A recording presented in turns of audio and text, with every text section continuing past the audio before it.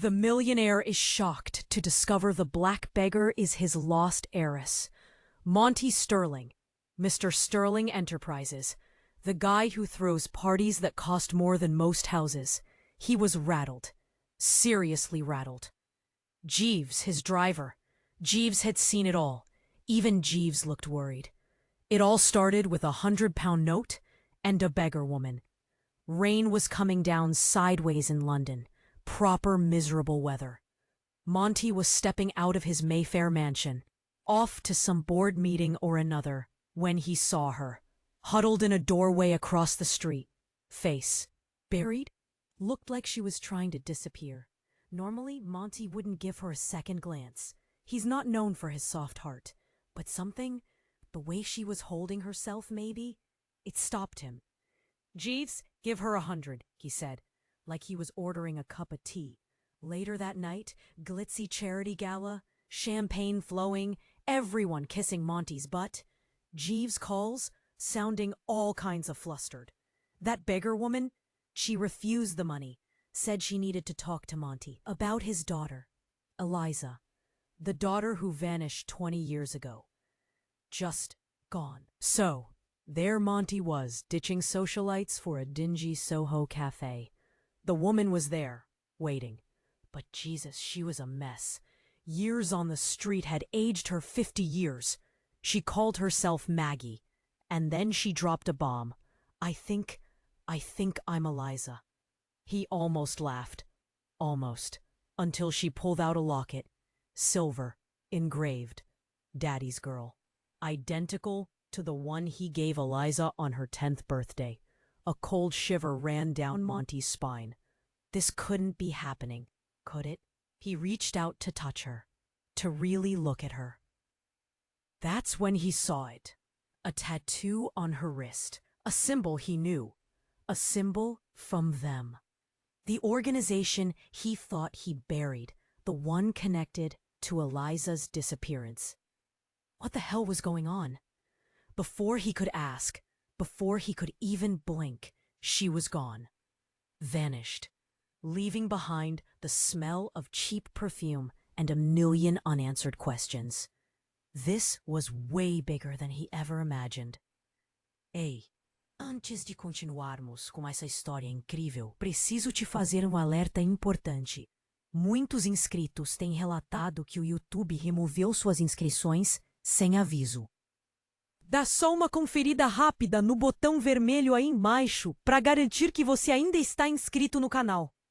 Não quero que você perca nenhum conteúdo exclusivo que vem por aí. E já que você tá aí, deixa aquele like poderoso que me ajuda muito com o algoritmo. Ah, e me conta nos comentários, de qual cidade você está assistindo. Adoro conhecer cada pessoa incrível que faz parte dessa comunidade. Sua participação faz toda a diferença. Vamos interagir. Leaving behind the smell of cheap perfume and a million unanswered questions. This was way bigger than he ever imagined. Monty felt like he'd been punched, right in the gut. He stared at the empty space where Maggie, Eliza, had been standing. The locket. That damn locket. It was real. He knew it was real. Jeeves would faint if he saw him now. He needed a drink, a stiff one.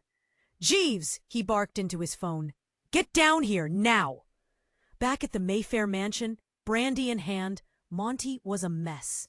Pacing, muttering, running a hand through his already thinning hair. The tattoo. The bloody tattoo. He'd seen that symbol before, years ago, in files he'd paid a fortune to bury. The Obsidian Order, a group he'd thought long gone, a group that had wanted Eliza. He remembered the threats, the whispers, the money he'd paid. God, the money! He'd thought he'd protected her. He'd been a fool. Suddenly, his phone rang. An unknown number. He almost ignored it. But something, some gut feeling, told him to answer. "Sterling," he snapped. "Hello, Daddy." The voice. It was Eliza. Older, rougher, but Eliza. Eliza? Where are you? Are you okay? A dry, humorless laugh crackled through the phone. Okay? After what you did? After what you let happen? I'm far from okay. What are you talking about? I tried to protect you. Protect me? You sold me out, Monty. You gave me to them. The words hit him like a physical blow. He staggered back, the brandy sloshing over his hand. No, that's not true. I would never. Oh, it's true, Daddy. I saw the contracts. I saw the signatures. You sold me to the Obsidian Order to pay off your debts. They wanted a sterling heir. And you handed me over. Now, after 20 years, I escaped. And I will get my revenge. The line went dead. Monty stood there, the phone shaking in his hand, the world spinning. He'd thought he was protecting her. He'd thought he was saving her. But Eliza, Maggie, she believed he'd betrayed her, sold her to the very people he'd been trying to hide her from. His head was pounding. He felt sick. Then the unthinkable happened. The front doors of the mansion crashed open. A group of figures, cloaked in shadow, stormed into the room. They were armed, and their leader? Their leader was Eliza, but not the Eliza he'd just spoken to on the phone. This Eliza was younger, impossibly young. "Hello, Father," she said, her voice cold, devoid of emotion. "We have some unfinished business." She pulled out a gun. "And it's time to settle the bill." But what stopped Monty was her next phrase, a single word spoken with venom that chilled him to the bone. Twins. Twins. Monty's world tilted. Twins? Eliza had a twin? That wasn't possible. He would have known, wouldn't he? The younger Eliza, the one holding the gun, smirked. "Surprised, Father? You shouldn't be. Daddy dearest always had trouble keeping track of things, didn't he?" Before Monty could even stammer a denial, the other Eliza, Maggie, stepped forward from the shadows. But she wasn't Maggie anymore. She was dressed in sleek black leather, a cold glint in her eyes. "This is getting boring," she said, her voice dripping with disdain. "Just shoot him, sis. Let's get this over with." Sis? That's when Monty noticed the almost identical tattoos on their wrists. Not the Obsidian Order symbol, but something else. A double helix intertwined with a serpent. Something he'd never seen before. "Wait!" Monty croaked, his throat suddenly dry. "What is going on? Eliza, please!" The younger Eliza, who was she, really, raised the gun again. "Say your prayers, old man." Suddenly, Jeeves, bless his heart, chose that moment to charge. He tackled the younger Eliza, sending the gun flying. A scuffle ensued, Jeeves surprisingly holding his own against the trained assassin. Maggie Eliza just sighed. Honestly, can't anyone do anything right? She raised her own weapon, aiming it not at Monty, not at Jeeves, but at her sister. "Enough games, Sarah," she hissed. "It's time to finish this." Sarah? Her name was Sarah? Monty's brain couldn't keep up. Eliza, Maggie, Sarah, twins, betrayal. It was all swirling into a dizzying vortex of madness. And then the absolute impossible happened. The real front doors burst open again. And standing there, bathed in the flashing blue and red lights of police cruisers, was Eliza. The Eliza he remembered. The Eliza who vanished 20 years ago. But she wasn't a beggar. She wasn't a leather-clad assassin. She was wearing a police uniform. "Hold it right there," she yelled, her voice strong and clear. "This is the police. Drop your weapons." But that wasn't the shocking part. The shocking part was the man standing beside her. A man Monty knew. A man he thought was dead. "Hello, Monty," the man said, a grim smile on his face. "Long time no see." It was his brother, his twin brother, the one he'd framed for embezzlement 20 years ago, the one who'd supposedly died in prison. "James," Monty whispered, his voice cracking. But you're dead." James just laughed. "Not quite, brother, not quite." Looked at the chaos unfolding before him, his gaze settling on the two women who looked so much like. Like what? Like him? Like Monty? "Looks like the chickens have finally come home to roost, eh, Monty? And believe me, this is just the beginning. The family secrets are about to be revealed. All of them." "James," Monty whispered, his voice cracking. But you're dead." James just laughed. "Not quite, brother, not quite." He looked at the chaos unfolding before him, his gaze settling on the two women who looked so much like. Like what? Like him? Like Monty? "Looks like the chickens have finally come home to roost, eh, Monty? And believe me, this is just the beginning. The family secrets are about to be revealed. All of them." Then the room went silent. A silence so thick you could cut it with a knife. Everyone was staring at James, then at Monty, then back again. Eliza in the police uniform lowered her gun. Confusion etched on her face. Sarah, the one Jeeves was still wrestling with, stopped, struggling. Even. Naggy Eliza seemed taken aback. What is he talking about, Dad?" Police Eliza asked, her voice barely a whisper. Monty just shook his head, speechless. He looked at James, his face a mask of disbelief and fear. Fear he hadn't felt in decades. "Don't play coy now, Monty," James said, his eyes gleaming with a manic energy. "It's time they knew the truth, all of them." He gestured towards the twins, then at Eliza. "You see Monty here?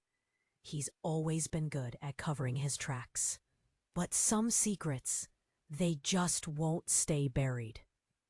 He took a step closer to Monty, his voice dropping to a chilling whisper. "Remember Isabella, Monty? Remember our little game? Who got to keep her?" Monty's face drained of all color. Isabella, a name he hadn't heard, hadn't thought of in over 50 years, a name that was supposed to be buried along with her. "No," Monty gasped, his hand flying to his chest. He felt like he was having a heart attack. "It's not true. It can't be." James just chuckled, a cruel, heartless sound. "Oh, it's true, brother. It's all true." And then, best part? These lovely ladies here, he swept his arm towards Eliza and the twins. "They're not just your daughters, Monty. They're all our daughters." The silence returned, even heavier than before. The air crackled with shock and disbelief. 3 daughters? By both of them? What kind of twisted family history was this? Then Maggie Eliza stepped forward, her face a mixture of horror and dawning realization. That's why we look so alike. That's why." She trailed off, unable to finish the sentence. Police Eliza's eyes widened. She looked from Monty to James, then back again. No, that's impossible. You're lying." But James just smiled, a triumphant, evil smile. "Am I, Eliza? Am I really? Ask your father. He knows the truth." All heads turned to Monty. He stood there, frozen, his face a mask of guilt and shame. He couldn't deny it. He couldn't lie anymore. Not after all these years. Not after all the pain. He opened his mouth to speak, to confess. But before he could utter a single word, a gunshot rang out. Everything went black. Everything went black. Then a ringing. High-pitched, insistent. Not a gunshot, but a phone. Monty's eyes fluttered open. He was lying on the floor, the expensive Persian rug tickling his cheek. Jeeves was kneeling beside him, looking frantic. The others, James, the three Elizas, they were frozen, caught in a tableau of shock.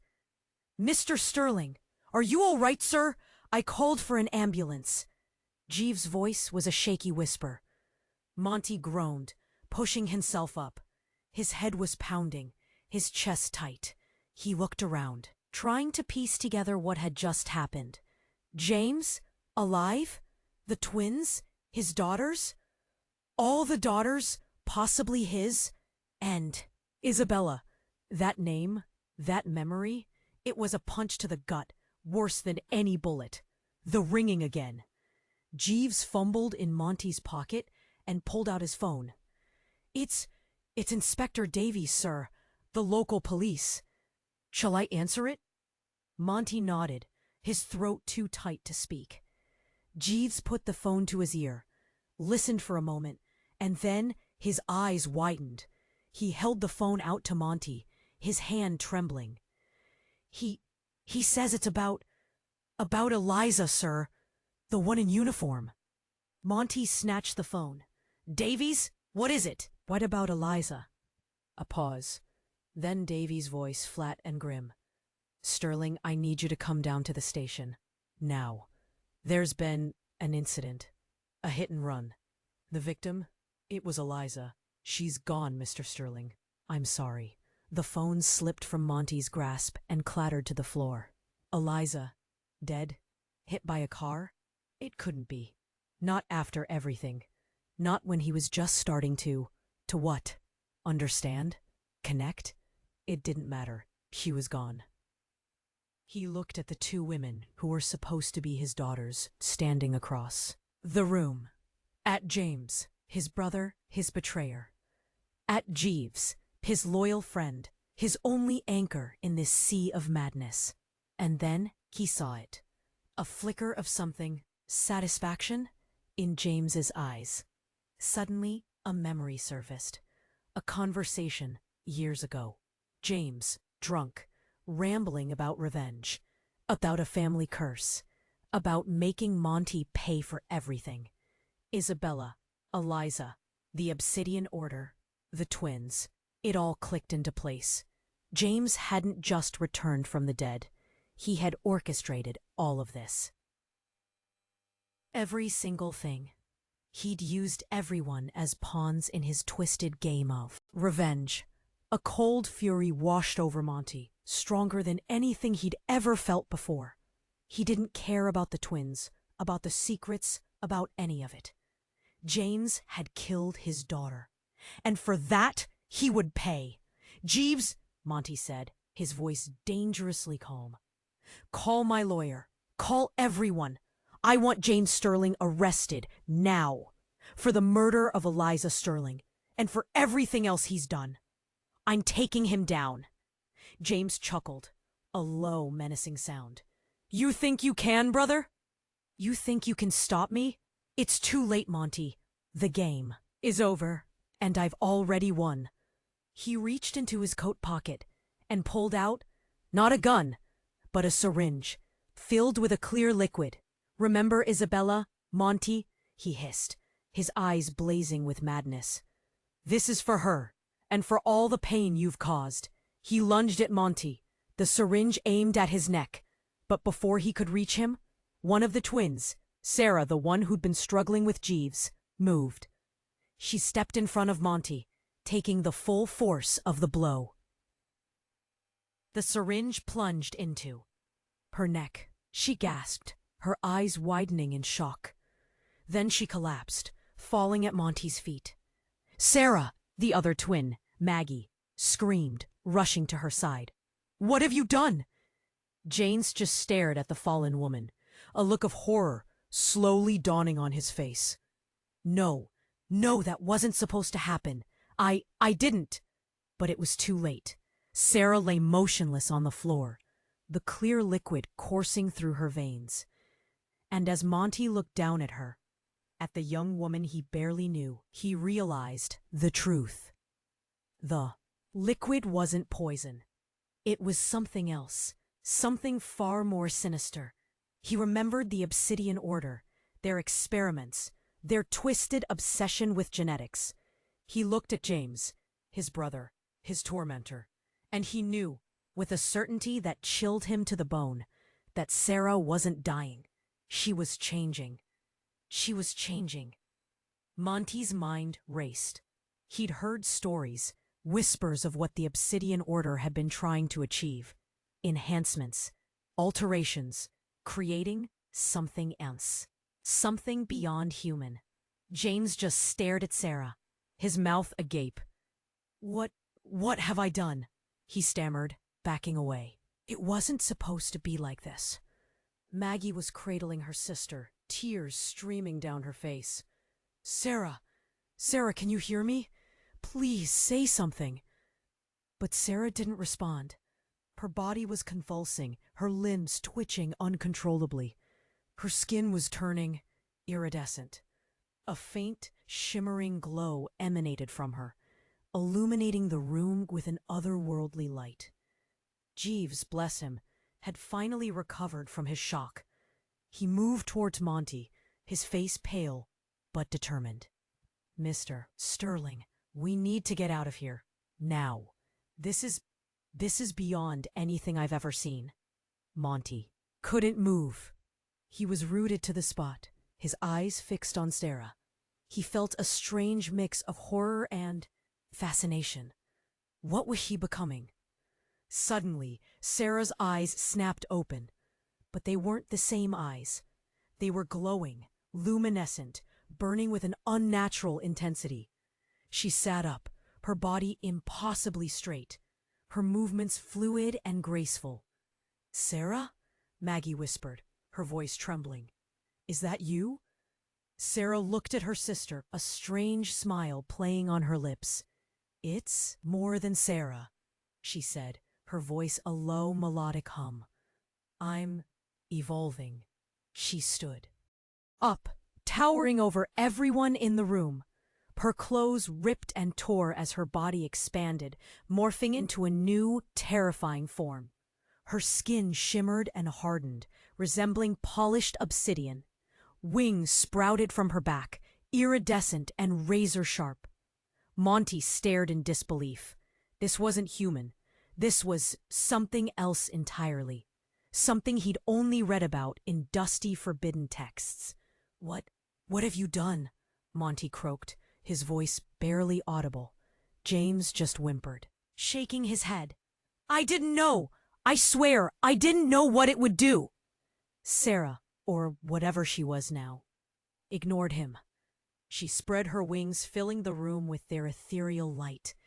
She looked at Monty, her eyes piercing his soul. Thank you, Father, she said, her voice echoing with a chilling resonance. You have given me a gift. Then she turned her gaze to James, her face contorting with rage. And you will pay for what you've done to me. Before anyone could react, she lunged at James, her wings slashing through the air. He screamed, a high-pitched, terrified sound, as she lifted him off the ground. And then the most shocking thing of all happened. Sarah began to absorb James. His body, his life force, his very being was being drawn into her, fueling her transformation. He screamed and writhed, but there was nothing he could do. He was being consumed, becoming a part of her.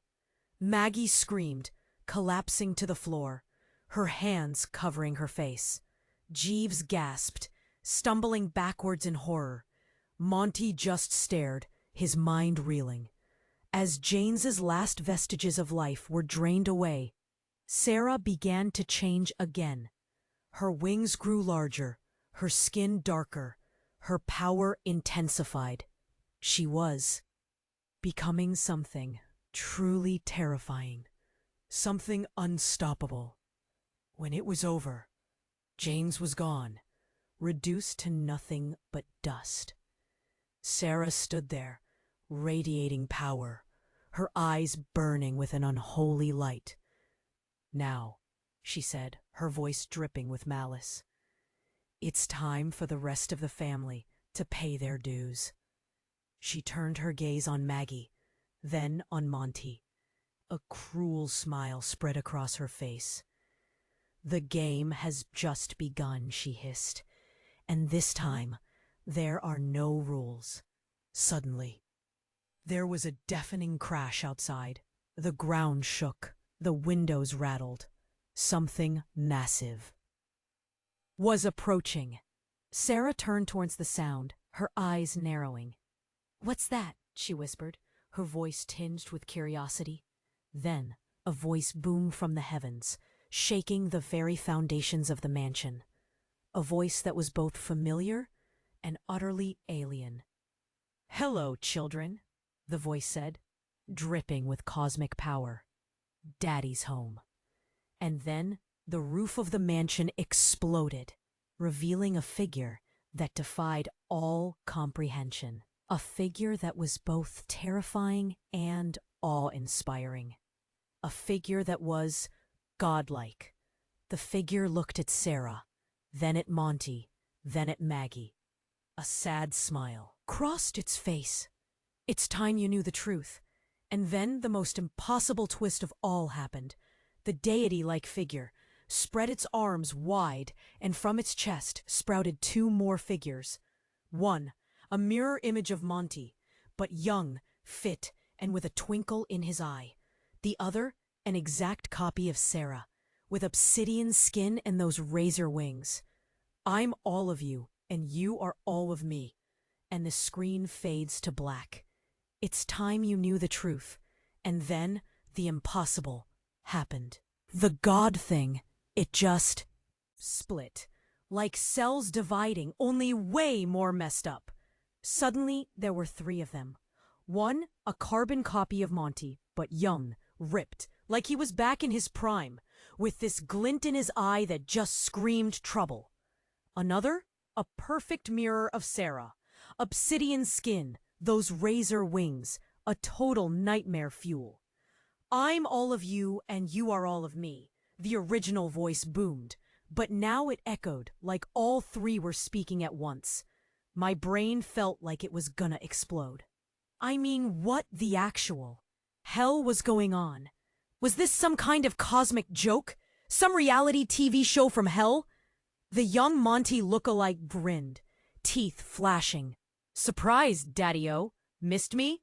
Sarah 2.0 just tilted her head, studying her reflection in the polished floor. Fascinating. Original God thing just sighed, this sad, world-weary sigh. It's complicated. Always is. Then, wham! Everything shifted. Like someone yanked the rug out from under reality. The mansion, it melted. Walls dissolved. Furniture twisted. The air thrummed with this crazy energy. We weren't in Mayfair anymore, Toto. We were somewhere else. A landscape of twisted metal, swirling colors I didn't even have names for, and these things floating in the air, like jellyfish from another dimension. But that wasn't the worst part. Suddenly, Maggie changed. Not like Sarah, all violent and obsidian-y, but different. Her eyes glowed, a soft, golden light. Her clothes shimmered, turning into, I don't know, woven starlight. And this presence, this power radiated from her, like she was the only sane thing in this insane world. She looked at me, at Monty, at the two Sarahs, at the God things, and this knowing flickered in her eyes. "This isn't real," she said, her voice soft but echoing with authority. "None of this is real." "What are you talking about, sis?" Sarah Obsidian snarled, wings bristling. Maggie just shook her head, a sad little smile on her face. "It's a simulation, a test. We're all being tested." And then the real bombshell dropped. "And you, Monty," she said, her voice laced with pity. "You're not who you think you are." She stepped closer, reaching out a hand, And when she touched me, bam. Memories flooded my mind. Not my memories, not Monty's memories, but someone else's. A young boy, growing up in poverty. A life of struggle, of hardship, of constant hunger. A life nothing like the pampered existence of Monty Sterling. Then, another memory. A laboratory. Bright lights, cold metal tables. Experiments, alterations. A voice cold and clinical. Project Chimera is a success. The subject has fully integrated the target's memories and personality. My blood ran cold. I wasn't Monty Sterling. I was an imposter. A genetically engineered copy, implanted with Monty's memories, his personality, his life. A weapon designed to infiltrate the Sterling family. But why? Who created me? And what was my real mission? I looked at Maggie, at Sarah, at the god things. They were all staring at me, waiting. Then the young Monty copy stepped forward, a wicked grin on his face. "Don't worry, brother," he said, his voice dripping with menace. "We'll show you the real truth. All you have to do is choose." Choose? Choose what? Suddenly, two paths appeared before me. One, bathed in golden light, leading towards Maggie. The other, shrouded in shadow, beckoning me towards the young Monty and the obsidian Sarah, and I knew. With the chilling certainty that my choice would determine not only my fate, but the fate of everyone around me. But before I could even take a step, the landscape twisted again. The two paths, they merged, forming a single terrifying vortex. And from the depths of that vortex, a single word echoed. Begin.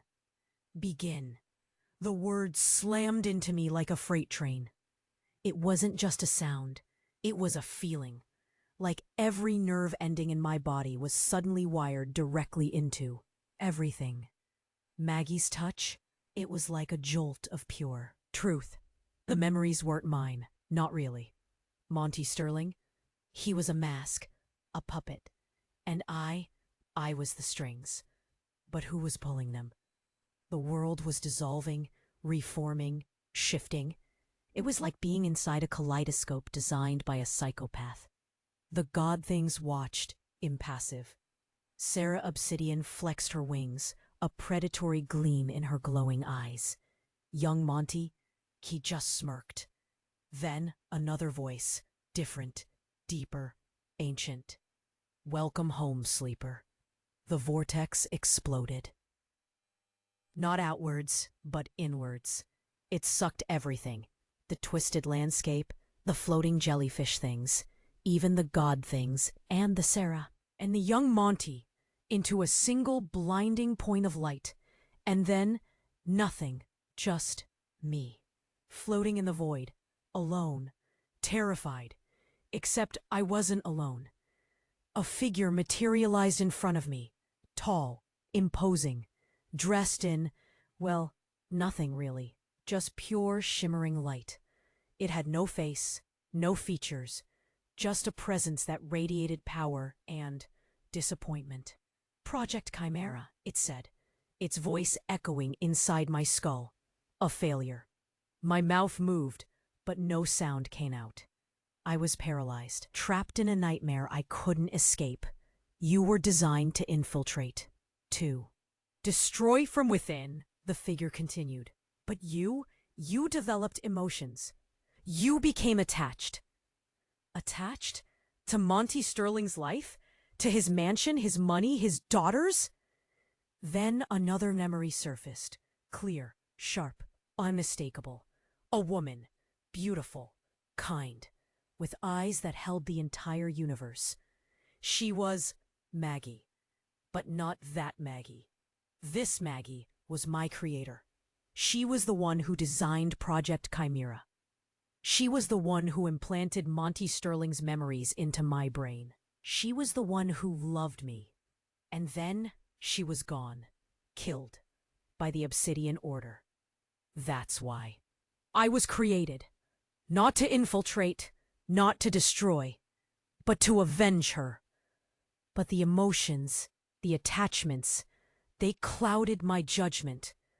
They made me weak. You deviated from your programming, the figure said, its voice hardening.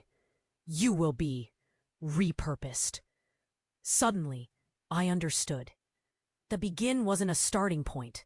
It was a reset. They were going to wipe my memory, erase the Monty Sterling persona, and start all over again. But this time, there would be no emotions, no attachments. Just cold, calculated vengeance. Panic surged through me. I had to escape. I had to warn Maggie. I had to. Then a tiny spark, a flicker of defiance, a voice whispering inside my head. Remember Isabella. Isabella? The name that had sent Monty Sterling into a panic? The secret that James had threatened to reveal? Another memory. This one, different, ancient. A young woman, trapped in a cage, tortured, experimented on, her body twisted and broken. Isabella was the original Project Chimera. She was the one who paved the way for me. She was the one who suffered. And then she died. But before she died, she whispered a name that resonated with unimaginable power, a name that could break the simulation, a name that could set us free. The figure loomed closer, its light intensifying. It is time to begin anew, it said, its voice devoid of emotion. But then, I remembered the name, and with a roar that echoed through the void, I unleashed the single word that would shatter everything. Cthulhu! Cthulhu! The void rippled. It wasn't just a word. It was a key, a code, a cosmic password. The light figure shattered, dissolving into a million glittering fragments. The memories, they solidified. Not Monty's, not the imposter's, but mine. I remembered the lab, the cold metal, the experiments. But there was more. A hidden layer, a secret project within Project Chimera. We weren't just soldiers. We were sleeper agents, programmed with a fail-safe, a trigger word that would unleash our true purpose. Cthulhu. And suddenly, I knew. The shimmering void, it wasn't the end. It was a gateway to another dimension, a dimension ruled by them, the old ones, the beings of cosmic horror, whose names were whispered in ancient texts, whose power was beyond human comprehension. They were the ones who created Project Chimera. They were the ones who manipulated the Obsidian Order, who orchestrated the Sterling family drama. It was all a game, a cosmic chess match, and we were the pawns. But now, the game had changed. I wasn't a pawn anymore. I was awakened, and with that realization, the void vanished. I was back in the mansion, back in the chaos, but everything was different. The god things were gone. The twisted landscape was gone. Even Sarah Obsidian and young Monty were altered. They were still there, but lesser. Like their power had been siphoned off. And Maggie, she glowed. A soft, radiant light that pushed back the shadows, that resonated with power. She looked at me, a knowing smile on her face. "You remember," she whispered. I nodded. Cthulhu. Her eyes widened. You spoke the name?" I didn't understand. Why was she so surprised? Then Sarah Obsidian screamed, a blood-curdling shriek that shattered the silence. "He's one of them," she shrieked, pointing at me with a trembling finger. "He's corrupted!" Corrupted? What was she talking about? But then I felt it. A presence growing inside me. Not my own thoughts, not my own desires, but something else. Something ancient, something powerful, something malevolent. It was Cthulhu. His consciousness, his will, and he was using me as a vessel. I stumbled back, clutching my head. No, get out of my head. But it was no use. He was inside me, controlling me. And then he spoke, not with my voice, but with a voice that resonated with the echoes of the universe. "Greetings, mortals," he boomed. "I have arrived." Sarah Obsidian and young Monty bowed. Their faces were contorted with fear and reverence. Maggie stood firm. Her light blazed brighter. "You will not control him," she cried, her voice filled with defiance. Cthulhu laughed, a sound that shook the very foundations of reality. "Control him? My dear, I am him, or at least a part of him." He turned his gaze on Maggie. "But you are different. You possess potential. Potential that interests me." He reached out a hand towards Maggie. "Join me, child," he said, his voice dripping with cosmic promise. "And together, we shall rule the universe." Maggie stared at him, her eyes filled with pity. "I will never serve you," she said, her voice unwavering. Cthulhu scowled. "Then you will perish." He raised his hand, and then the impossible happened. Another voice, strong, clear, familiar. Not if I can help it. Standing in the doorway was Eliza. The real Eliza, the police officer. But she wasn't alone. Beside her stood Isabella, alive, and she was holding a weapon. A weapon that glowed with the same radiant light as Maggie. A weapon that was designed to kill gods. "The game," Isabella said, her voice filled with determination, "is about to change." Eliza viva. E Isabella com uma arma que brilhava. "Cthulhu, o que estava acontecendo?" "Essa arma", Maggie sussurrou, olhando para o objeto nas mãos de Isabella, "é feita da luz estelar. A única coisa que pode ferir um antigo." Cthulhu riu, som que fez as paredes tremerem. "Luz estelar? Truque barato. Não pode me deter." "Talvez não", disse Eliza, com sorriso determinado. "Mas podemos ganhar tempo. Tempo para que ele faça o que precisa ser feito." Ela olhou para Mim. O que eu precisava fazer? Minha cabeça latejava com a presença de Cthulhu, sua voz sussurrando, tentando me controlar. Mas algo estava mudando. As memórias de Isabella, sua dor, estavam me dando força. "Você não pode lutar contra mim", disse Cthulhu, sua voz ecoando na minha mente.